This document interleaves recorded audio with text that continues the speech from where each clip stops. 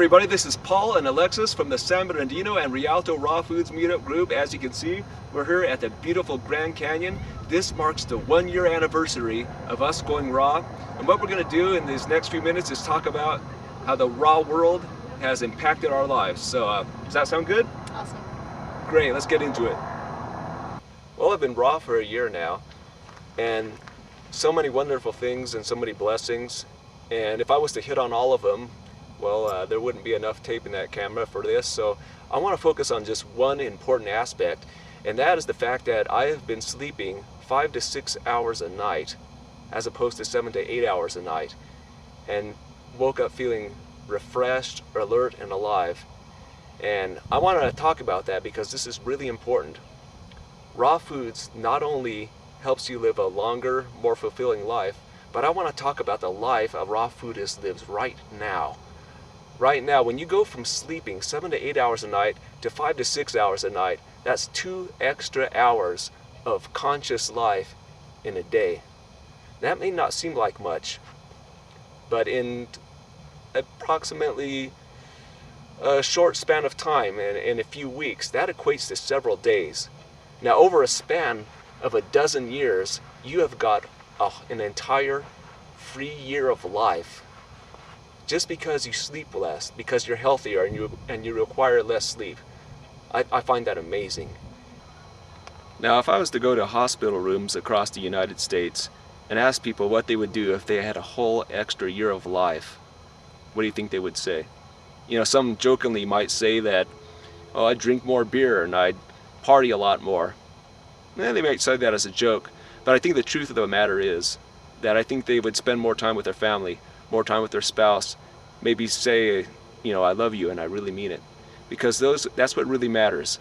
And so a lot of us have lost sight of that sometimes, and as a raw foodist, I think I'm recognizing that a lot more now, and it's a great thing. And I look forward to the next 12 years, and this first year has been really wonderful, and it's exceeded my expectations. And somebody much wiser than me has said that you can detoxify even negative emotions, and that is true. I've discovered that you can be happy no matter where you are in any situation. I learned in this first year that happiness does not depend on what you have or where you are. Happiness comes from within, and it was a great learning experience for me, and I look forward to the next life, the rest of my life as a raw foodist. The best is yet to come. Have the best day ever. Well, I've been raw for a year now, not quite 100%. I'd say over the span of the year, it's probably been closer to 90. I'm pretty much 100% now. I've been through some ups and downs just trying to adapt to my raw lifestyle. I've made a lot of improvements physically and mentally and just on so many different levels. But I think the main thing, the main change that I've experienced that has convinced me that I'm going to be raw for the rest of my life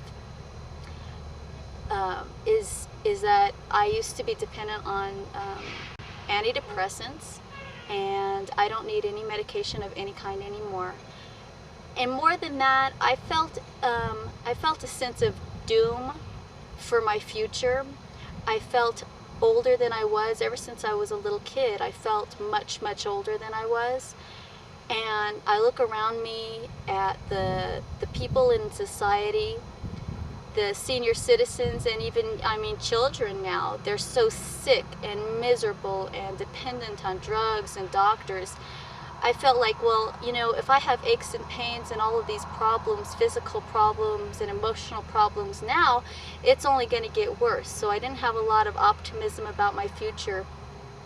I just imagined being, you know, pretty helpless and miserable and maybe even just wanting to check out early. But now that I've been raw for a year, I feel like it's been 100% reverse. I have so much hope for my future.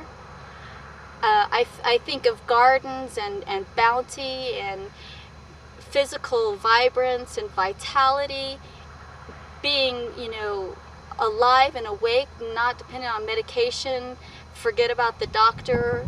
I'm just getting younger every day. I feel just so much better every day.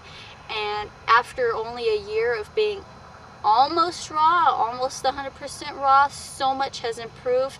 I just look forward to next year, what's going to happen this year, 7 years from now, when every single cell in my body has been replaced and I'm entirely a whole new person.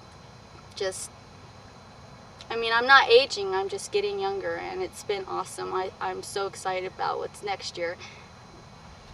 I look forward to it.